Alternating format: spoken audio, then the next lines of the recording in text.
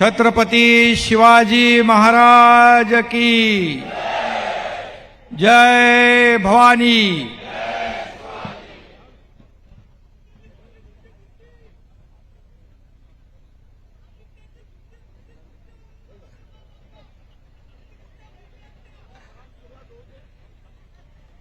जमलेल्या माझ्या तमाम कोकणवासीय बांधव भगिनी आणि मातांनो, आजच्या या विराट सभेला उपस्थित आपण ज्यांना कोकणचा ढाण्याबाग म्हणतो ते आपले शिवसेनेचे नेते रामदास कदम साहेब, शिवसेनेचे ज्येष्ठ नेते गजानन कीर्तिकर साहेब, उद्योग मंत्री उदय सामंतजी, शालेय शिक्षण मंत्री दीपक केसरकरजी, भरत शेठ गोगावले, या मतदारसंघाचे स्थानिक आमदार आणि या सभेचे प्रमुख संयोजक योगेश कदम, सिद्धेश कदम, नरेश मस्के, संजय मोरे, राम पंडागळे, सदानंद चव्हाण, प्रकाश पाटील, विजय चौगुले, पूर्वेश सरनाईक, शीतल मात्रे, सर्व व्यासपीठावरील मान्यवर आणि एवढ्या प्रचंड मोठ्या संख्येने उपस्थित पुन्हा एकदा मी सांगतो, या कोकणातील बांधव भगिनी माता आणि सगळेच पत्रकार मित्रही आहेत, माझी आपल्याला विनंती आहे, थोडं जरा कॅमेरा आपण थोडे सगळीकडे फिरवा आणि या महाराष्ट्राला ही सभा किती विराट आहे हे आलेलं भगवं वादळ लोकांना दाखवा। आणि काही लोक या ठिकाणी मगाशी रामदासबाई म्हणाले त्याप्रमाणे ही सभा पाहत असतील, ते म्हणाले ते मी काय बोलत नाही, पण पूर्वी झालेली सभा त्यावेळेची गर्दी ही काय तुलना करायला आम्ही आलेलो नाही। खरं म्हणजे कोकण ही लोकमान्य टिळकांची जन्मभूमी, स्वातंत्र्यवीर सावरकरांची कर्मभूमी, भगवान परशुरामाची पावनभूमी, डॉक्टर बाबासाहेब आंबेडकर, पावा काने, महर्षी धोंडो कर्वे अशा भारत रत्नांची ही पावनभूमी आहे आणि काळकाई देवीचा आशीर्वाद या भूमीला आहे। मी सगळ्यांनाच मनोभावे वंदन करतो, नमन करतो। या गोळीबार मैदानामध्ये बाई बरोबर आहे ना, हिंदू हृदय सम्राट बाळासाहेबांची सभा झाली होती, बाळासाहेबांची सभा या मैदानात झाली आणि ती सभा आपणही ऐकली। खऱ्या अर्थाने गेल्या आठवड्यामध्ये एक याच मैदानामध्ये फुसका बार, आपटी बार म्हणतो ना त्याला, आपटी बारही येऊन गेला। मी काय त्यांना उत्तर द्यायला आलेलो नाही, कारण खऱ्या अर्थाने उत्तर आरोप किंवा टीकेला द्यायचं असतं, परंतु तोच थैथयाट, 30 आदळापट, याला काय उत्तर देणार? त्या आणि मुंबईत देखील गेले 6 महिने असा थैथयाट सुरू आहे, अशीच आदळापट सुरू आहे। त्याला उत्तर देण्याची मला आवश्यकता वाटत नाही, तोच खेळ सुरू आहे, फक्त जागा बदलली होती। खरं म्हणजे आता काही बैठका झाल्या आणि महाराष्ट्रामध्ये देखील त्यांचे सर्कशीप्रमाणे सगळे राज्यभर शो होणार आहेत. तेच टोमणे, तेच आरोप, तेच रडगाणं, हे सगळं तेच आहे. फक्त जागा बदलत जातील. त्यांच्याकडे मगाशी भाईनी सांगितल्याप्रमाणे 2-3च शब्द आहेत, खोके, गद्दा, बाकी तिसरा शब्द आहे नाही. आणि म्हणून या ठिकाणी सत्तेसाठी ज्यांनी हिंदुत्व सोडलं, खरं म्हणजे खऱ्या अर्थाने त्यांच्याबद्दल मला आपल्याला सांगण्याची आवश्यकता नाही. खऱ्या अर्थाने आज जो आपण या ठिकाणी जनसागर पाहतोय, मुंगीला देखील शिरायला वाव नाही. आज येताना भाई मी पाहतोय सगळे रस्ते फुल होते. इकडे माणसं, बाहेर माणसं, समोर माणसं, झाडावर माणसं, बिल्डिंग मध्ये माणसं, सगळीकडे चारी बाजूला ही माणसंच माणसं आहे. हा जनसागर आहे. हा जनसागर आता काही लोकांना वाटत असेल, अरे यांच्या सभेला या कोकणातली एवढी गर्दी कशी झाली? पण कोकणी माणसाने बाळासाहेबांवर प्रेम केलंय, बाळासाहेबांच्या विचारावर प्रेम केलंय आणि बाळासाहेबांनी देखील तुमच्यावर प्रेम केलंय. हे प्रेम आपण आज या सभेतून दाखवून दिलेलं आहे. आम्हाला उत्तर देण्याची आवश्यकता नाही, या सभेनेच तुम्हाला उत्तर दिलेलं आहे. आणि म्हणून आज आपण जर पाहतो की बाळासाहेबांच्या जसा हा कोकणी माणूस पाठी होता, तसाच आज हा कोकणी माणूस बाळासाहेबांच्या विचाराच्या पाठीशी आहे, शिवसेनेच्या पाठीशी आहे आणि धनुष्य बाणाच्या पाठीशी आहे. आणि म्हणून जो विचार आम्ही घेऊन गेलो, जी भूमिका आम्ही घेऊन गेलो, ती बाळासाहेबांचे विचार, हिंदुत्वाची भूमिका. आज मला सांगायला या ठिकाणी अभिमान वाटेल, जसं गजानन कीर्तिकर साहेबांनी सांगितलं, ती लढा क्रांती, या क्रांतीमध्ये कोकणातले या ठिकाणी आपल्याला सांगू इच्छितो आमदार या ठिकाणी दीपक केसरकर, उदय सामंत, भरत गोगावले, योगेश कदम, महेंद्र दळवी, महेंद्र थोरवे, शांताराम मोरे, श्रीनिवास वनगा, विश्वनाथ भोईर, बालाजी किनीकर, प्रताप सरनाईक, मंगेश कुडाळकर, प्रकाश सुर्वे, सदा सरवणकर, यामिनी जाधव, दिलीप मामा लांडे, हे कोकणातले आमदार, शिलेदार, ही किती संख्या आपण पाहिली. हे एकनाथ शिंदेच्या खांद्याला खांदा लावून या लढ्यामध्ये सोबती होते, सुरुवातीपासून माझ्या सोबत होते. मी त्यांचं मनापासून अभिनंदन करतो. योगेशनी मगाशी सांगितलं काय काय खेळ सुरू होते, आणि जर आपण हा निर्णय घेतला नसता तर मला वाटतं आज काय परिस्थिती झाली असती. रामदास भाई, गजानन कीर्तिकर, सगळे शिवसेनेचे ज्येष्ठ नेते, आनंदराव अडसूळ का या भूमिकेला पाठिंबा दिला, याचा विचार करण्याची आवश्यकता आहे. आणि म्हणून कोकणाशी माझं अतिशय जवळचं नातं आहे. कोकणी माणूस फणसासारखा बाहेरून दिसला तरी सुद्धा आतून गोड असतो, आंब्यासारखा हळवा असतो. एकदा शब्द दिला की शब्द मागे फिरवत नाही, ही कोकणातल्या माणसाची ख्याती आहे. मगाशी मी रामदास भाईंना सांगत होतो, कोकणचं आणि माझं देखील नातं जिव्हाळ्याचं आहे. माझी आई देखील या म्हाळुंगची आहे. 15 गावं जी तुमच्या मतदारसंघामध्ये आहेत तिथं आमची भावकी आहे. इकडे एक भावकी बसले, भरत शेठ, आणि मला येताना आज बाबा माझे म्हणाले की जेव्हा आमचं घर जळालं होतं तेव्हा या 15 गावातल्या भावकीने ते उभं केलं आणि त्यांना दिलासा दिला, आधार दिला. हे जिव्हाळ्याचं नातं माझंही कोकणाबरोबर आहे. आणि म्हणून आज नंतर तर तुमची कदमांची मुलगी आमच्या घरी दिली, परंतु खऱ्या अर्थाने या ठिकाणी मगाशी मी म्हटल्याप्रमाणे कोकणचा माणूस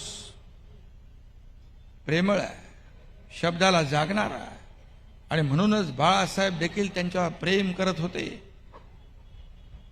परंतु या ठिकाणी सत्तेसाठी काय काय केलं आपल्याला सगळ्यांना माहित आहे. सत्तेसाठी काँग्रेस आणि राष्ट्रवादीकडे आपला पक्ष दावणीला बांधला. धनुष्यबाण मी म्हटलं यापूर्वी देखील गहाण ठेवला, तो आम्ही सोडवण्याचं काम केलं आणि शिवसेना वाचवण्याचं काम केलं. त्या काळात आपण पाहिलं निवडणूक आयोगाने देखील, कारण आम्ही भूमिका स्पष्ट घेतली, ज्या लोकांच्या बरोबर आपण निवडणूक लढवली आणि मतदारांनी शिवसेना भाजपा युतीला मतदान केलं, हिंदुत्वाला मतदान केलं, बाळासाहेबांच्या विचाराला मतदान केलं, त्यावेळेस आपण पाहिलं की प्रत्येक पॅम्पलेटवर प्रचारामध्ये बाळासाहेब आणि प्रधानमंत्री मोदी साहेबांचा फोटो. सरकार कुणाबरोबर स्थापन व्हायला पाहिजे ही साधी सोपी गोष्ट आहे. परंतु आम्ही घेतलेली जेव्हा या बाळासाहेबांच्या विचाराशी बेईमानी, गद्दारी, विश्वासघात केला फक्त मुख्यमंत्री पदाच्या खुर्चीसाठी, त्यावेळेस आम्ही भूमिका घेतली, हिंदुत्वाला डाग लावण्याचा प्रयत्न केला, बेईमानी केली, आम्ही तो डाग पुसण्याचं काम केलंय. आणि म्हणूनच एवढा मोठा जनसमुदाय या ठिकाणी उपस्थित आहे. आणि म्हणून निवडणूक आयोगाने देखील आपल्याला म्हणजे तुम्हाला शिवसेना दिली आणि धनुष्यबाण देखील दिला. आणि तो निर्णय म्हणजे आपल्या सगळ्यांना माहित आहे की बाळासाहेब ठाकरे यांचाही आशीर्वाद आपल्या सोबत आहे. म्हणून आता आपल्याला चिंता करण्याची आवश्यकता नाही. खऱ्या अर्थाने या ठिकाणी लाखो शिवसैनिक घामाने श्रमाने इथे रामदासभाई, गजानन कीर्तिकर साहेब असे अनेक नेते, लाखो कार्यकर्त्यांनी शिवसेना मोठी केली, वाढवली. बाळासाहेबांचे विचार घराघरात पोहोचवण्याचं काम केलं, या सर्व नेत्यांनी केलं. आणि तुम्ही सत्तेसाठी एका मिनिटात आपली भूमिका बदलताय, या ठिकाणी सत्तेसाठी सगळी तडजोड करताय. आणि म्हणून या ठिकाणी आम्हाला हा निर्णय घ्यावा लागला. बाळासाहेब म्हणायचे, सत्ता येते सत्ता जाते, पैसा येतो पैसा जातो, पण एकदा नाव गेलं की ते परत येत नाही, परत मिळवता येत नाही. आणि म्हणून खऱ्या अर्थाने आपल्याला शिवसेना मोठी करायची आहे, शिवसेना पुढे न्यायची आहे. बाळासाहेबांचे विचार आपल्याला पुढे न्यायचे आहे. बाळासाहेबांचे आपण खऱ्या अर्थाने विचारांचे वारस म्हणून ही शिवसेना वाढवतोय, पुढे नेतोय. आणि म्हणून आपल्याला मी एकच सांगेन की या ठिकाणी आपल्या शिवसेनेला जसा डाग पूर्वी लावण्याचा प्रयत्न केला, तो डाग लावू द्यायचा नाही, डाग लागू द्यायचा नाही, याची काळजी घेण्याची आवश्यकता आहे. आणि मी पुन्हा एकदा सांगेन, मी यापूर्वी सांगितलंय, 1000 वेळा सांगेन की गद्दारी आम्ही नाही, गद्दारी 2019ला झाली, गद्दारी 2019ला. आणि हिंदुत्वाचं राजकारण केलं, ही चूक झाली असं विधानसभेत उद्धवजींनी सांगितलं. म्हणजे बाळासाहेबांना तुम्ही चुकीचं ठरवलं, बाळासाहेबांच्या हिंदुत्वाच्या विचारांना तुम्ही चुकीचं ठरवलं, बाळासाहेबांच्या भूमिकेला तुम्ही चुकीचं ठरवलं. कशासाठी? सत्तेसाठी, खुर्चीसाठी? यापेक्षा या महाराष्ट्राचं दुर्दैव काय असू शकतं? आणि म्हणून खऱ्या अर्थाने तुम्ही ज्याने बॉम्बस्फोट घडवले मुंबईमध्ये, शेकडो हजारो माणसं निरपराध किड्या मुंग्यासारखी मेली. चिरडली गेली. त्यांना साथ देणारे, त्यांच्याशी व्यवहार करणाऱ्यांच्या मांडीला मांडी लावून कसे बसू शकता? याकूब मेमनच्या कबरीचं उदात्तीकरण आपण कसं करू शकतो? खरं म्हणजे हीच तर खऱ्या अर्थाने हिंदुत्वाशी गद्दारी आहे, हिंदुत्वाशी बेईमानी आहे.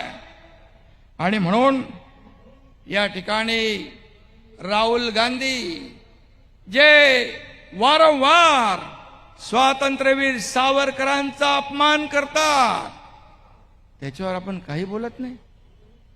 मूग गिळून बसता, तोंड दाबून मुक्याचा मार सहन करण्याची वेळ येते. ज्या मणिशंकर अय्यरने सावरकरांच्या विरुद्ध जेव्हा भाष्य केलं, त्यावेळेस बाळासाहेबांनी त्याला चपलेने झोडला होता. पण राहुल गांधी यांच्या विधानाविषयी आपण काही बोलत नाही. हे कसलं हिंदुत्व आहे? आणि म्हणून आम्ही हा निर्णय घेतला. हो, कारण स्वातंत्र्यवीर सावरकरांचा अपमान हा आम्ही सहन करू शकत नाही. आणि या व्यासपीठावरचा कोणी सहन करू शकत नाही. आणि ही खऱ्या अर्थाने हा निर्णय घेण्याची हे देखील एक कारण होतं. आणि म्हणून मला एवढंच सांगतो की तुम्ही खोके गद्दार बोलून किती पाप झाकणार? बाळासाहेब तुमचे वडील होते. हे वडील होते हे किती वेळा सांगणार? हे सर्व जगाला मान्य आहे, आम्हाला सगळ्यांना मान्य आहे.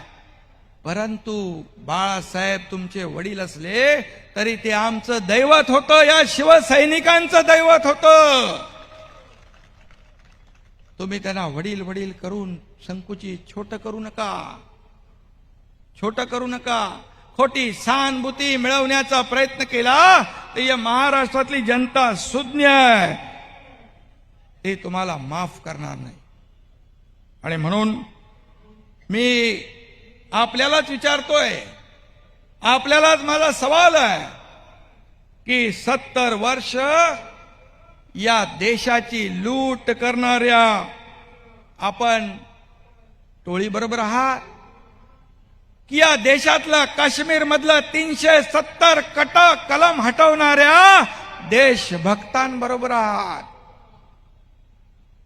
त्याचबरोबर भारताचे तुकडे करायला निघालेल्या त्या तुकडे गँग बरोबर आपण आहोत की काश्मीर हा भारताचा अविभाज्य भाग आहे आणि त्याच्याकडे वाकड्या नजरेने पाहणाऱ्यांची जागा दाखवणाऱ्या बरोबर आहात? आणि त्याचबरोबर देशावर घराणेशाही लादणाऱ्या लोकांबरोबर आपण आहोत की कोणताही मोह नसलेल्या देशासाठी 12 महिने 24 तास काम करणाऱ्या देशभक्त राष्ट्रभक्त या प्रधानमंत्री मोदी साहेबांच्या बरोबर आहात. हा विचार करण्याची आवश्यकता आहे. आणि त्याचबरोबर परदेशामध्ये या देशाची बदनामी करणारे राहुल गांधी यांना पंतप्रधान करायला निघालेल्या लोकांच्या बरोबर आपण जाणार आहोत. बाळासाहेबांनी ज्यांना नेहमी दूर ठेवलं, बाळासाहेबांनी कधी त्याला आपल्या वाऱ्याला जवळ उभं केलं नाही. त्यांची मला वाटतं व्हिडिओ क्लिपही बाळासाहेबांची आपण पाहिली असेल. अशा लोकांना आपण जवळ करणार बिलकुल नाही. आम्हाला सगळ्यांना आपल्याला एकच काम करायचं आहे की या ठिकाणी बाळासाहेब म्हणायचे, मला एक दिवस या देशाचा पंतप्रधान करा. मी एक दिवस पंतप्रधान करा, या देशातलं 370 कलम मी हटवतो. राम मंदिर बांधण्याचं स्वप्न बाळासाहेबांचं होतं. आज राम मंदिर पण उभं राहतंय आणि मोदी साहेबांच्या मार्गदर्शनाखाली गृहमंत्री अमित शाह साहेबांनी 370 कलम पण हटवून दाखवलं. म्हणजे बाळासाहेबांचं स्वप्न कोणी पूर्ण केलं. आणि मग आम्ही जो निर्णय घेतला 50 लोकांनी, या देशभक्त ज्यांनी या देशासाठी अनेक निर्णय घेतले त्यांच्या बरोबर जाण्याचा मग तो चूक आहे का बरोबर आहे तुम्हीच सांगा. आणि म्हणून आम्ही निर्णय घेतला. आणि म्हणून या राज्यामध्ये किंबहुना या राज्याच्या बाहेर देखील हा एकनाथ शिंदे जिथं जिथं जातोय तिथे तिथे हजारो लोक त्या ठिकाणी प्रेमाने आशीर्वाद द्यायला उभे असतात. आणि म्हणून आपण भूमिका जी घेतली ही भूमिका देश हिताची, राज्याच्या हिताची, सर्वसामान्य माणसाच्या मनातली भूमिका आपण घेतली. आणि म्हणूनच तुम्ही एवढं मैदान तुडुंब ओसंडून वाहतय. राहुल गांधींच्या भारत जोडो या यात्रेमध्ये, भारत जोडो नाही, त्यांची यात्रा वेगळीच होती. या यात्रेमध्ये काही सामील होत आहेत, गळ्यात गळे घालतायत, गळा भेट करतात. आणि तिकडे काश्मीरमध्ये तिरंगा फडकवला म्हणून मोठ्या दिमागात आयटीत सांगताय. अरे पण 370 कलम मोदीजींनी हटवलं नसतं तर तुम्ही धाडस केलं असतं का, हा देखील विचार करण्याची आवश्यकता आहे. आणि म्हणून ज्यांनी ज्यांनी ज्यांनी बाळासाहेबांनी जे सांगितलं की हे या काँग्रेसने देशाचा सत्यानाश केला, या देशाला लुटलंय, यांना कधी जवळ करू नका.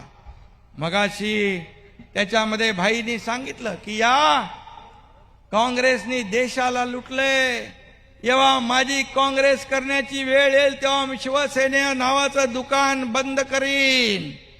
हे बाळासाहेबांचे शब्द आहेत, आमचे नाही.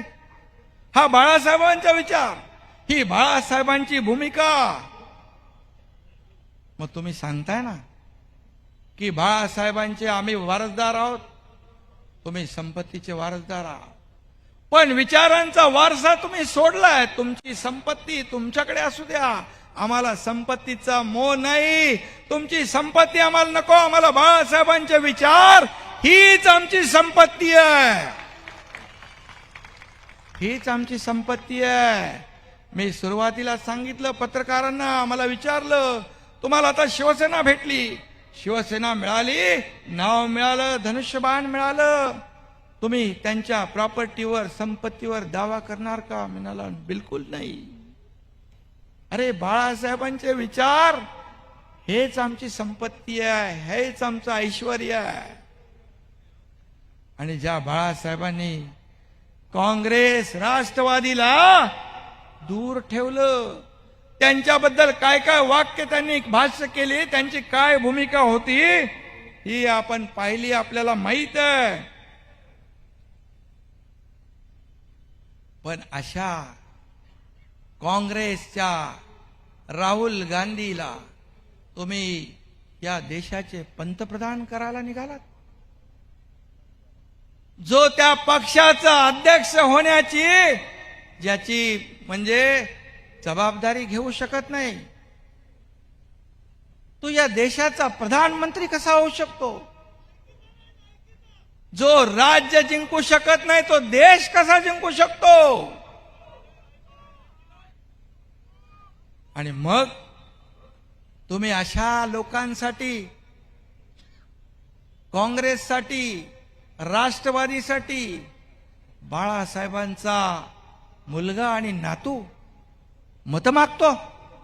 यापेक्षा या राज्याचं काय दुर्दैव असू शकतं, काय दुर्दैव असू शकतं? अशी परिस्थिती तुम्ही या ठिकाणी आणली. कशासाठी? सत्तेसाठी, खुर्चीसाठी. तुम्ही मुख्यमंत्री झाला, तुम्ही तर म्हणाला होतात मी शिवसैनिकाला पालखीत बसवेन, मला मुख्यमंत्री व्हायचं नाही. रामदास भाईंनाही माहित आहे कीर्तिकर साहेबांनाही माहित आहे, अनेक नेत्यांनाही माहित आहे, आणि मला तर जास्तीच माहित आहे. हा, साक्षीदार आहेत. तुम्ही म्हणालात मला नाही व्हायचं, मला नाही व्हायचं. मग म्हणालात पवार साहेबांनी सांगितलं तुम्हालाच व्हायला लागेल. पण या प्रक्रियेमध्ये हे लपून राहत नाही. या प्रक्रियेमध्ये जे जे लोक होते ते सगळे माझ्या बरोबर परिचित होते. तुम्हाला सत्तेचा मोह झाला, तुम्हाला सत्तेची खुर्चीची भुरळ पडली आणि तुम्ही वदवून घेतलं. चला ठीक आहे, आनंद आहे. पण तुम्ही जेव्हा हिंदुत्वाच्या बद्दल मूग गिळून गप्प बसायला लागलात, अनेक विषय आले. सेक्युलरचा विषय आला, सावरकरांचा विषय आला, दाऊदचा विषय आला. हिंदुत्वाचे जेव्हा जेव्हा विषय आले तेव्हा तुम्ही भूमिका बदलायला लागलात. तुम्हाला हिंदू हृदय सम्राट बाळासाहेब ठाकरे म्हणायला देखील आपली जीभ कचरू लागली. यापेक्षा काय दुर्दैव असू शकतं? यापेक्षा दुसरं काय असू शकतं? आणि व्हिडिओमध्ये आपण पाहिलंय सोनिया गांधी काँग्रेसच्या बद्दल तुमचं काय मत होतं, पवार साहेबांच्या बद्दल तुमचं काय मत होतं. जेव्हा पवार साहेब कृषी मंत्री होते तेव्हा तुम्हीच म्हणाला होतात कृषी मंत्री म्हणून यांनी काय दिवे लावले. मग 2019च्या निवडणुकीनंतर काय दिवे लागले? तुमच्या डोक्यामध्ये त्यांनी सत्तेचा मुख्यमंत्री पदाचा बल्ब पेटवला आणि सगळंच बिघडलं. सगळे वाईट होते ते चांगले झाले, सगळं विसरून गेला. अशोक चव्हाण हे मुख्यमंत्री असताना तुम्हीच म्हणालात की त्यांनी शेण खाल्लं. तुमचेच शब्द आहेत, आमचे नाही. मग आता तुम्ही त्यांच्या पंक्तीमध्ये बसून तुम्ही काय खाताय सांगा. म्हणून जेव्हा बोलत असताना त्या ठिकाणी पाहिलं, काल परवाच आपण सगळ्यांनी पाहिलं मीडियावर बाईट देताना आपण पाहिलं कोण कोणाला डोळा मारत होता ते बघितलं ना. म्हणजे याने अजितदादांनीच मारला ना. हे सगळं काय चाललंय? खेळ, थट्टा, मस्करी, गळ्यात गळा जे घालतायत ते उद्या तुमचा कधी गळा दाबतील हे देखील कळणार नाही. त्यांचा पूर्व इतिहास तपासून बघा. आणि म्हणून आम्हाला तुम्ही मिंदे म्हणताय. 2019 मिंदे सरकार, मिंदे गड. अरे शिंदे हा एकनाथ शिंदे वफादार है, हा गद्दार नाही खुद्दार आहे. याने कधी बेईमानी केली नाही. ही बेईमानी माझ्या रक्तात नाही.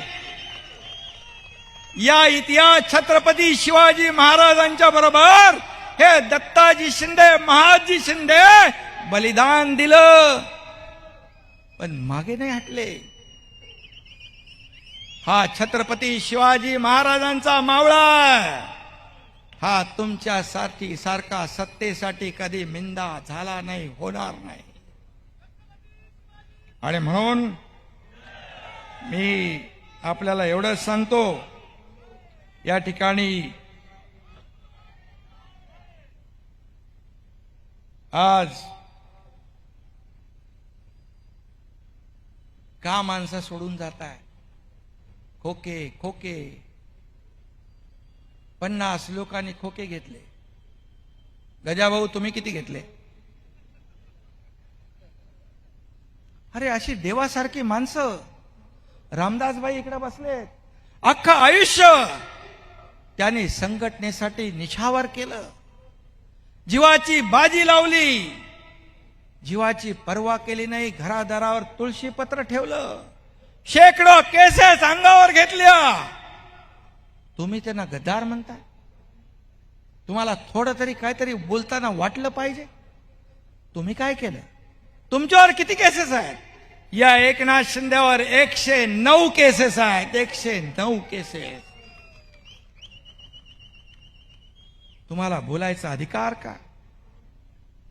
रामदास भाईंनी या कोकणात शिवसेना मोठी केली. गजा भाऊ अख्ख्या महाराष्ट्रामध्ये फिरले, संघटन केलं, वाढवलं. बाळासाहेबांच्या खांद्याला खांदा लावून काम केलं. हा त्यांचा गुन्हा आहे? त्याच रामदास भाईंना संपवायला तुम्ही निघालात. रामदास भाईंचा आणि तुमचा वाद गुहागर दापोली हे समजू शकतो, पण या योगेश कदम याची सुरुवात झालेली आहे राजकारणामध्ये. एक उमदा तरुण पोरगा, त्याने काय तुमचं घोडं मारलंय? त्याने काय तुमचं वाईट केलंय? तुम्ही त्याचं राजकारण संपवायला लागलात, निघालात. 2 राष्ट्रवादीला सोबत घेऊन 2 नगरपालिका राष्ट्रवादीच्या घशात घातल्या. याचा साक्षीदार मी आहे. याचा साक्षीदार मी आहे. रामदास भाईंना मी सांगितलं षण्मुखानंद हॉलमध्ये येऊ नका. वर्धापन दिनानिमित्त ते बोलले मला यायचंय, मी शिवसैनिक आहे, बाळासाहेबांचा शिवसैनिक आहे. मी त्यांना विनंती केली, कारण जसं शिवतीर्थावर मुख्यमंत्री मनोहर जोशी ज्यांनी बाळासाहेबांबरोबर काम केलं, संघटना वाढवायला खस्ता खाल्ल्या, तुम्ही कारस्थान करून तुम्ही व्यासपीठावरून त्यांना खाली उतरवायला लावला. खाली उतरवायला लावला. तीच गत, तोच डाव रामदास भाईंच्या बद्दल तुम्ही आखला होता. मी सांगितलं येऊ नका भाई, आणि भाईंनी माझं ऐक. असा कुठला पक्ष प्रमुख आपल्याच नेत्यांच्या बद्दल अशी कारस्थानं करू शकतो? आपल्या आमदारांना पाडण्यासाठी, त्याची राजकीय कारकीर्द संपवण्यासाठी दुसऱ्या पक्षाची मदत घेऊन त्याला नेस्त नाबूद करण्याचा कट करू शकतो? या देशात नाही, या जगात नाही, दुनिया या धर्तीवर असा नेता कोणी मी पाहिला नाही आणि पाहताही येणार नाही, असं उदाहरणही मिळणार नाही. बाळासाहेब असते तर मनोहर जोशींच्या बद्दल असं केलं असतं. बाळासाहेब सगळ्यांना घेऊन पुढे जाणारे, त्यांच्या सुखदुःखामध्ये सामील होणारे, संघटना, पक्ष, कुटुंब प्रमुख म्हणून पाठीशी उभं राहणारे. मला आठवतंय धर्मवीर आनंद दिघे साहेब जेव्हा जेलमध्ये होते, तुरुंगात होते, त्यावेळेस बाळासाहेबांनी त्यांना बाहेर तुरुंगातून आणण्यासाठी वैयक्तिक शब्द टाकला. माझं काही काम करू नको, पण हे माझं काम आनंद दिघेला मला मदत कर. हे बाळासाहेब कार्यकर्त्याला मोठं करणारे, कार्यकर्त्याला पुढे नेणारे, संघटना वाढीसाठी जो जो खस्ता खातो त्याच्या पाठीशी खंबीरपणे उभे राहणारे बाळासाहेब. तुम्ही तर कार्यकर्त्यांना संपवायला निघाले. असा पक्ष मोठा होऊ शकत नाही. जे कार्यकर्ते जेव्हा मोठे होतात तेव्हाच पक्ष मोठा होतो. तुम्हाला का भीती वाटते? एखादा मोठा कार्यकर्ता व्हायला लागला की त्यांची पोटदुखी सुरू होते, भीती होते, त्याचं खच्चीकरण सुरू होतं, जसं रामदास भाईंच्या बद्दल केलं. यापूर्वी देखील अनेक उदाहरणं बघा. राज ठाकरे साहेबांपासून आपण घ्या, काय मागत होते ते म्हणत होते जिथं शिवसेना नाही, जिथं शिवसेना कमजोर आहे तो भाग मला द्या, मी शिवसेना वाढवतोय, मोठी करतो. नारायण राणे असतील, काय त्यांचा गुन्हा आहे? राज साहेबांनी काय मागितलं होतं याचेही आम्ही लोक सगळे साक्षीदार आहोत. आता तर आम्हाला भेटतात, सगळे बोलतात. पूर्वी आम्हाला थोडंसं बंधन होतं, आता आम्ही मोकळे आहोत. सगळे विचाराचं आदान प्रदान होतं. मी भाई आठवण म्हणून सांगतो, की जेव्हा ठाण्याचं महापौर पदाचं इलेक्शन होतं, निवडणूक होती, तेव्हा मी राज ठाकरे साहेबांच्या घरी गेलो की हा भगवा बाळासाहेबांनी फडकवलाय, धर्मवीर आनंद दिघे साहेबांच्या मार्गदर्शनाखाली फडकलाय, त्याला उतरू देऊ नका. मी काय माझं वैयक्तिक मागणी घेते, राज साहेबांनी विनंती मान्य केली आणि आम्हाला पाठिंबा दिला. आमचं काय चुकलं? पण तेही तुम्हाला खपलं नाही, तेही तुम्हाला पटलं नाही. शेवटी बाळासाहेबांनी सांगितलं, अरे या एकनाथनी स्वतःसाठी गेला नाही, तो ठाण्याचा भगवा उतरू नये म्हणून गेला. कसा पक्ष मोठा होणार, कसा पुढे जाणार? काय काय करतात.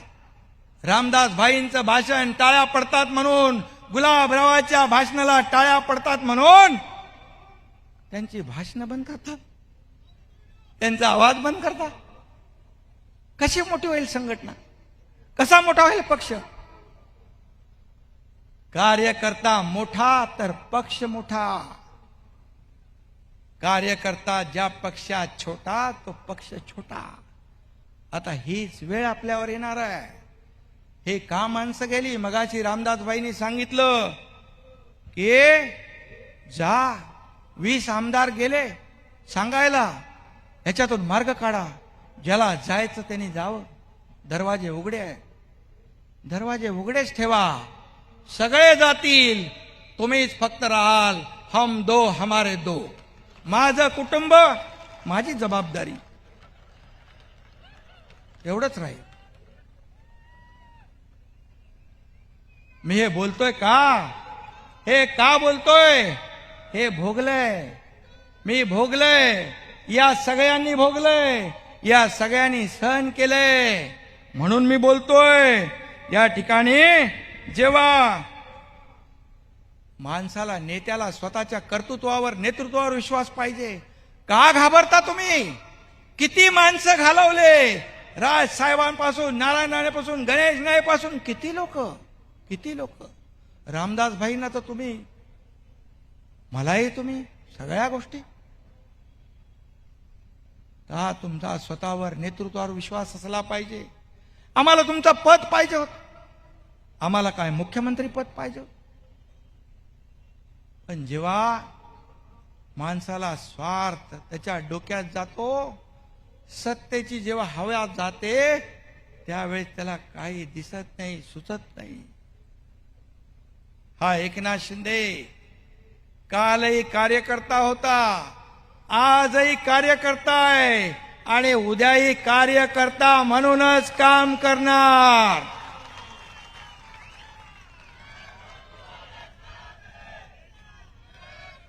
वर्षावर माझ्याकडे माणसं येतात, वर्षावर. अरे या राज्यातली मला घरी भेटतात, वर्षावर भेटतात, मंत्रालयात भेटतात. मी सभागृहात देखील म्हटलंय, ही सोन्यासारखी माणसं जेव्हा मला भेटायला येतात, तर मी त्याला एक कप चहा पाजू शकत नाही, एक कप चहा पाजू शकत नाही, पाणी पाजू शकत नाही. त्याचाही तुम्ही हिशोब काढता.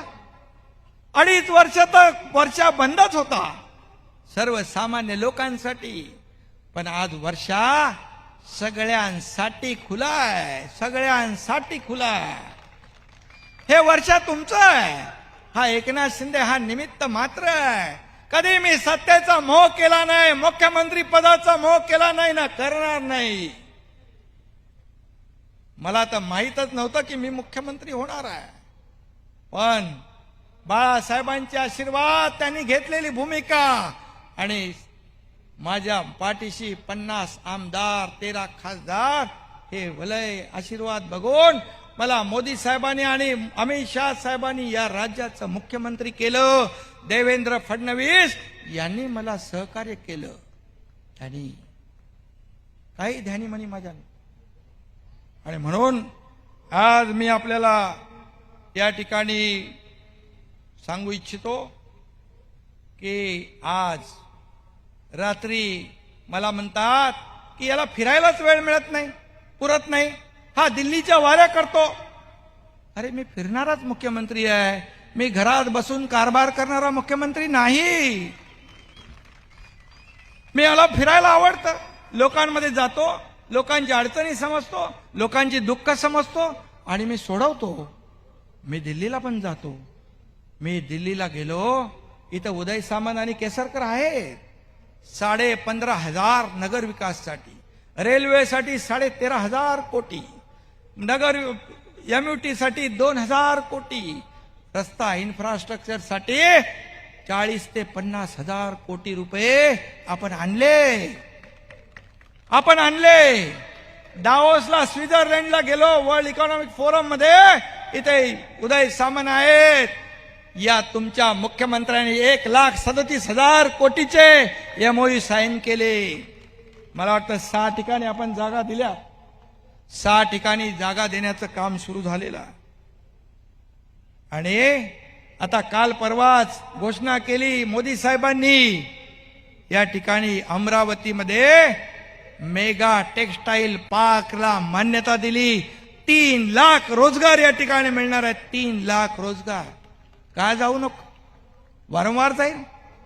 मला अहंकार नाही माझ्या, मला अहंकारापेक्षा या महाराष्ट्राचा विकास महत्वाचा आहे.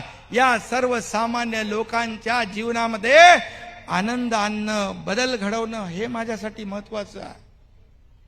आणि म्हणून आपण काही म्हणा, मी काम करत राहीन. आणि आता तर रामदास भाई म्हणाले मगाशी, हा झोपतो कधी, उठतो कधी, जेवतो कधी. भाई आता थोडं जास्तीचं काम करावं लागतंय, कारण आपलं नवीन सरकार आहे. आणि त्यामुळे मी 12-1 वाजता पण फोन करतो अधिकाऱ्यांना. अधिकारी फोन उचलतात. त्यांना माहित आहे हा मुख्यमंत्री रात्रीचं जागतो, उशिरापर्यंत काम करतो, त्यामुळे ते पण फोन उचलतात. हे आमचं सरकार, तुमचं सरकार आता सायलेंट मोडवर नाही, अलर्ट मोडवर आहे. अलर्ट मोडवर सगळे अलर्ट आहेत. आणि म्हणून या राज्य सरकारच्या माध्यमातून आपण पाहिलं की आम्ही 9 महिन्यामध्ये, 8 महिन्यामध्ये किती निर्णय घेतले ते वाचायला एवढा वेळ नाही. त्या ठिकाणी एवढे निर्णय आम्ही घेतलेत की एवढी जंत्री मोठी आहे, ही जंत्री वाचायला गेलो तर 1 तास लागेल. एवढी कामं आहेत. पेट्रोल डिझेल कमी केलं, शेतकऱ्यांना 6,000 रुपये दर वर्षाला शेतकरी सन्मान योजनेत आम्ही दिले. जी पंतप्रधानांची योजना होती ती आपल्या राज्याची पण केली आपण. महिलांना 50% ST भाडे सवलत मोफत, 75 वर्षाच्या ज्येष्ठांना मोफत.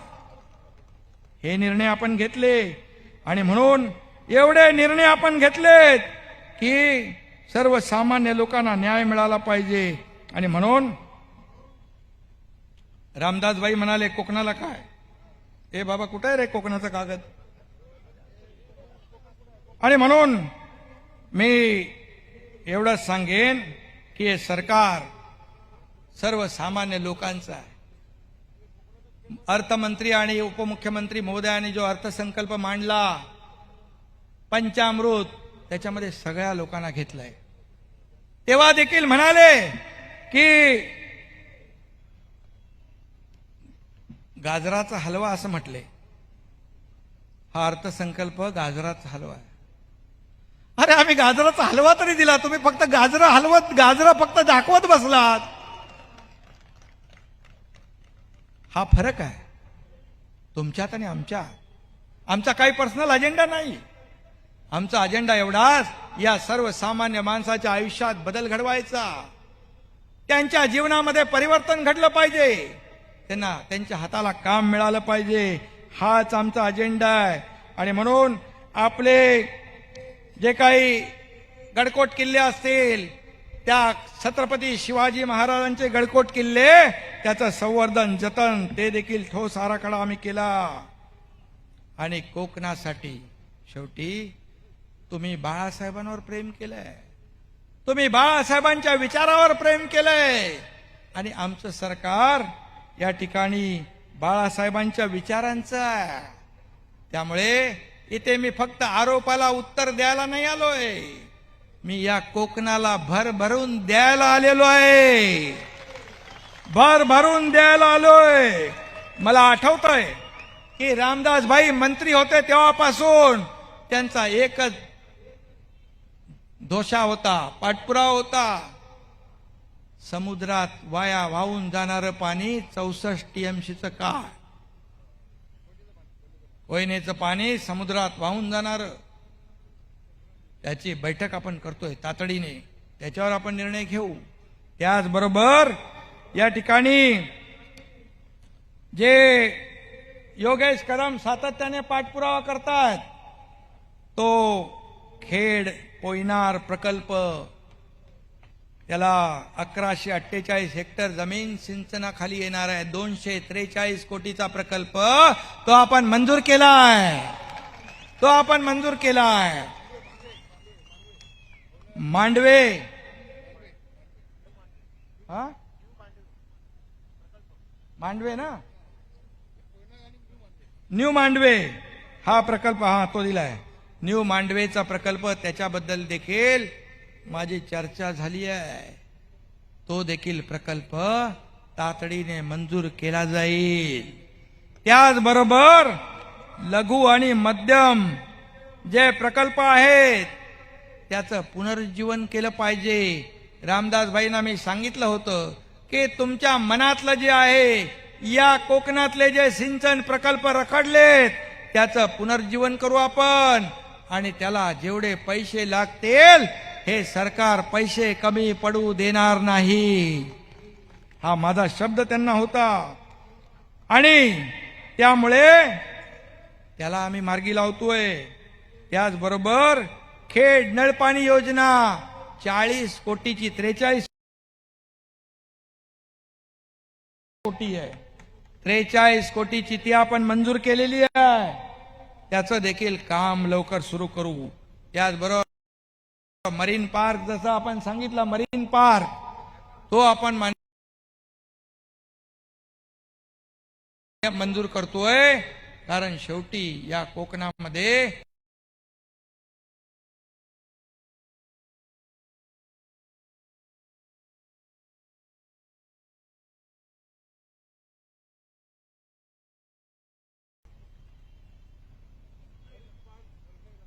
हरण्याला करतोय, बरोबर. क्रीडा संकुल 20 कोटी, हुतात्मा अनंत काणेरे स्मारक 35 लाख, साने गुरुजी स्मारक 35 लाख, आंबडवे गावचं डॉक्टर बाबासाहेब आंबेडकर स्मारक 2 कोटी, कुणबी भवन 2 कोटी, अल्पसंख्याक सामाजिक भवन 2 कोटी रुपये. याला भाई आज मी मान्यता देतोय ते. आणि त्याचबरोबर आम्ही निर्णय घेतलाय, कोकणामध्ये पर्यटन वाढलं पाहिजे, या काजू प्रक्रिया, आंबा प्रक्रिया केंद्र उभी राहिली पाहिजेत. यासाठी काजू बोंडापासून देखील बाय प्रोडक्ट जे आहेत ते करण्यासाठी, त्याच्या प्रक्रिया करण्यासाठी भाई 4 वर्षासाठी 1375 कोटी रुपयांचा आपण तरतूद केली आहे. आंबा प्रक्रियासाठी देखील आपण तरतूद केली आहे. सिंधुदुर्गात, मालवण, वेंगुर्ला येथे काजू आंबा मार्केटिंग आणि ब्रँडिंग याला देखील आपण प्रोत्साहन देतोय. याचबरोबर या ठिकाणी गेल्या काही वर्षामध्ये जे काही चक्रीवादळ येत आहे, त्यासाठी जे विद्युत पोल वरच्या ओव्हरहेड लाईन तुटून पडतात, शेतकऱ्यांचं नुकसान होत आहे, त्यासाठी देखील भाई 2000 कोटीची आपण तरतूद केली मुदत पुनर्वसन मधून. आणि त्याचबरोबर या कोकणामध्ये पेनजवळ जी निओ एनर्जी प्रकल्प आहे, 4200 कोटी रुपयाची गुंतवणूक तिकडे होती आहे. आणि म्हणून त्याचबरोबर इथे मच्छीमार बांधव आहेत, या मच्छीमार बांधवांना दिलासा देण्यासाठी देखील या सरकारने मोठा निर्णय घेतलाय. खरं म्हणजे काही देश पर्यटनावर चालतात, आपल्या गोव्यामध्ये पर्यटनाला संधी आहे, वाव आहे, पण आपला जो नॅशनल हायवे जो आहे मुंबई गोवा, तो बऱ्याच वर्षापासून रखडला होता. मी स्वतः निर्देश दिल्या, सूचना दिल्या, आणि सार्वजनिक बांधकाम मंत्र्यांनी आपल्या आमदारांसोबत बैठक घेतली, आणि एक ज्या ज्या ठिकाणी रखडलेलं काम आहे त्या ठिकाणी मे पर्यंत एक लाईन सुरू होणार आणि अख्खा रस्ता डिसेंबर पर्यंत सुरू होण्याचा निर्णय आपण घेतलाय. आणि त्याचबरोबर जसं हिंदू हृदय सम्राट बाळासाहेब ठाकरे नागपूर मुंबई समृद्धी महामार्ग केला, आपण मुंबई पुणे हायवे केला, तसाच मुंबई सिंधुदुर्ग गोवा पर्यंत ग्रीन फील्ड ऍक्सेस कंट्रोल रस्ता आपण करतोय. त्याचबरोबर समुद्राकडून जाणारा कोस्टल हायवे बंद पडला होता, त्याचं काम देखील MSRDC करतेय. त्यामुळे पर्यटनाला चालना मिळेल, रोजगार मिळेल, उद्योग मिळेल. या कोकणातल्या तरुणाला मुंबई इतर शहरात रोजगारासाठी जावं लागणार नाही. ती तजवीज आपलं सरकार करते आहे. या कोकणातला तरुण इथंच त्याला रोजगार मिळाला पाहिजे, इथंच काम मिळालं पाहिजे. त्याच्या हाताला काम मिळालं, तो इथे काम करेल, आपल्या घरी राहील, आई वडिलांची सेवा करेल. हे सरकारचं धोरण आहे आणि हे सरकारचं धोरण आपण या ठिकाणी राबवणार आहोत. आणि म्हणून भाई काळजी करू नका, तुम्ही जे जे प्रकल्प आपण सांगाल, मंडणगडला MIDC झाली पाहिजे अशी मागणी आहे. उदय सामंत इकडे आहेत, तातडीने MIDC मंडणगडला करण्याचा निर्णय या ठिकाणी होईल आणि तिकडे देखील रोजगार लोकांना मिळेल आणि लोकांच्या हाताला काम मिळेल. हे सरकार देणार आहे, हे घेणार नाही. हा मुख्यमंत्री देणार आहे, देत देत आलाय.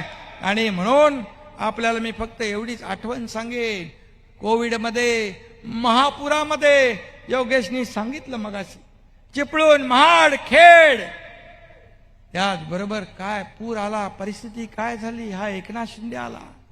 कोल्हापूर सांगली कुठेही जेव्हा महापूर येतो, पूर येतो, आपत्ती येते, महालक्ष्मी एक्सप्रेस असेल, हा एकनाथ शिंदे, कोविड असेल, जीव धोक्यात घालून दुसऱ्याचा जीव वाचवण्याचं कामच या एकनाथ शिंदेने केलंय. नेहमी घरी बसून मी आदेश देणारा मुख्यमंत्री नाही, तळागाळामध्ये जाऊन काम करणारा हा मुख्यमंत्री आहे. मी आपल्याला सांगू इच्छितो, जेव्हा कर्तव्य काय असतं, हे असे व्यासपीठावर बसलेले माझे सगळे सहकारी पदाधिकारी, जेव्हा संकट दुसऱ्यावर येतं, आपत्ती येते, त्यावेळेस स्वतःचा जीव धोक्यात घालून काम करतात. कोविडमध्येही आमच्या सर्व कार्यकर्त्यांनी काम केलं. मला आठवतंय, जेव्हा लोकसभेची निवडणूक होती, कोविड होता, त्यावेळेस कोविड नव्हता. कोविड मला वाटतं 2.5-3 वर्षापूर्वी जेव्हा आपली 2019ची लोकसभेची निवडणूक होती भाई, मला आठवतोय तो दिवस. माझी आई हॉस्पिटलमध्ये उपचार घेत होती. मी पालघरचे राजेंद्र गावित यांच्या प्रचारामध्ये निघालो होतो. मला डॉक्टरचा फोन आला. माझ्या मनात तेव्हाच पायल चुकचुकली. राजेंद्र गावित यांना मी सांगितलं, मला डॉक्टरचा फोन आलाय. राजेंद्र गावित म्हणाले, माझी सगळी तयारी झाली आहे, कार्यकर्ते वाट पाहतायत.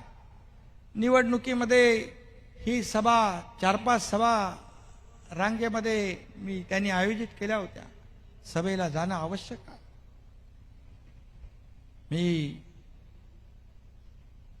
मला माहीत असताना देखील मी डॉक्टरला सांगितलं, मी संध्याकाळी येतो. जवळपास आई गेली होती, पण मी राजेंद्र गावित त्याची सभा सोडून परत आलो नाही. त्याची सभा पूर्ण करून हॉस्पिटलमध्ये पोहोचलो. असं काम केलं, हा आमचा गुन्हा आहे? हे कर्तव्य पार पाडलं, हे आमचा गुन्हा आहे? कोविडमध्ये PPE किट घालून हॉस्पिटलच्या वॉर्डमध्ये गेलो, हा आमचा गुन्हा आहे? जेव्हा रेमडेसिवीर इंजेक्शन नव्हतं ते मिळवलं, हा आमचा गुन्हा आहे? ठाण्याच्या हॉस्पिटलमध्ये 450 पेशंट ऍडमिट होते. रात्री 1:30 वाजता मला फोन आला, ऑक्सिजन 1 तासात संपतंय. 450 पेशंटचा जीव धोक्यात होता. लिंडे कंपनी तळोजातली, मी त्या ठिकाणी माणसं पाठवली, पोलीस पाठवले, तो टँकर त्या हॉस्पिटलमध्ये वळवला. 450 लोकांचे प्राण वाचले. हा माझा गुन्हा आहे? घरात बसून आदेश देण्याचं काम आम्ही केलं नाही. रस्त्यावर उतरून लोकांना मदत केली. या एकनाथ शिंदेला 2दा करोना झाला, पण मी मागे हटलो नाही. हा आमचा गुन्हा आहे? तुम्ही आम्हाला गद्दार म्हणता, तुम्ही आम्हाला खोके म्हणता. काय मला त्याच्यावर काही, मी कधीही आरोपाला आरोपाने उत्तर देत नाही. पण माझ्याकडे बरंच काही आहे, माझ्याकडे खूप काही आहे, पण मी ते बोलू इच्छित नाही. याचा अर्थ मला काही माहीत नाही हे कुणी समजण्याची आवश्यकता नाही. सहन करण्याची देखील एक मर्यादा असते. सहन करण्याच्या पलीकडे माणूस गेल्यानंतर ते सगळ्या मर्यादांनी बांध सगळे तुटून जातात. ती वेळ फक्त आमच्यावर आणू नका, एवढंच मी या प्रसंगी सांगतो. आणि रामदास भाई इकडे आहेत, कोकणातले सर्व लोक इकडे आहेत. या कोकणाने शिवसेनेवर, बाळासाहेबांवर, सगळ्यांवर प्रेम केलंय. आणि आज या एकनाथ शिंदे आणि आमच्या सर्व लोकांवर तुम्ही प्रेम दाखवून दिलंय. बाळासाहेबांनी जसं तुम्हाला सांभाळलं, तुम्हाला बाळासाहेबांनी जसं प्रेम दिलं, तसंच हा एकनाथ शिंदेची पण जबाबदारी आहे. तुम्हाला वाऱ्यावर सोडलं जाणार नाही. या कोकणाकडे विशेष लक्ष दिलं जाईल. MMRDAच्या धर्तीवर एक मोठं प्राधिकरण करण्याचा देखील आम्ही निर्णय घेतलेला आहे.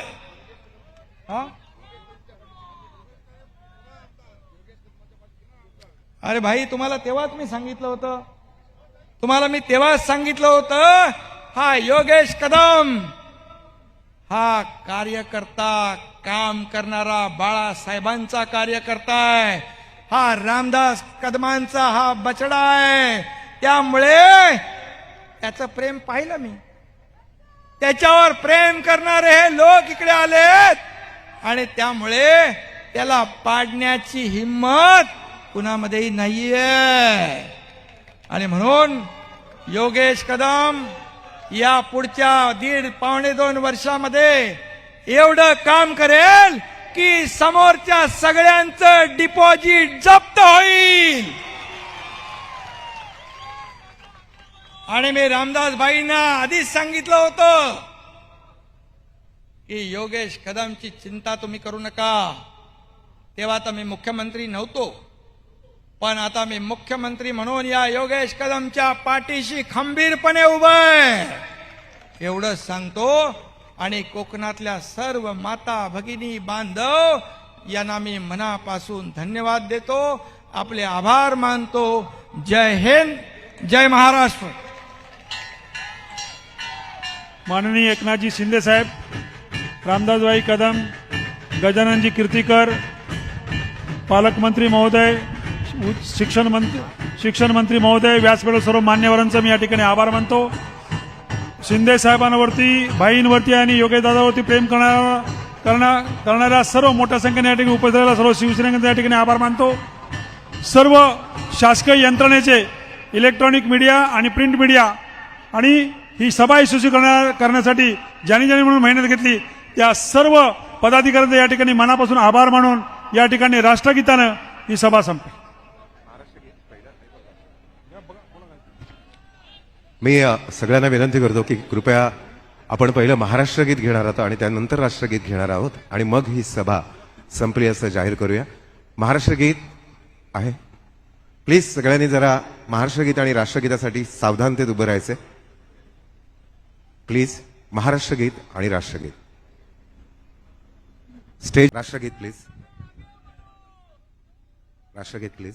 जनगण मन अधिनायक जय हे भारत भाग्य विधाता पंजाब सिंध गुजरात मराठा द्राविड उत्कल बंगा विंध्य हिमाचल यमुना गंगा उच्चल जलधि तरंगा तव शुभ नामे जागे तव शुभ आशीष मांगे गाहे तव जय गाथा जन गण मंगलदायक जय हे भारत भाग्य विधाता जय हे जय हे जय हे जय जय जय जय हे भारत माता की वंदे. सगळे प्रिंट मीडिया इलेक्ट्रॉनिक्स मीडियाचे तुमचे पत्रकार सगळे कॅमेरामन्स चॅनल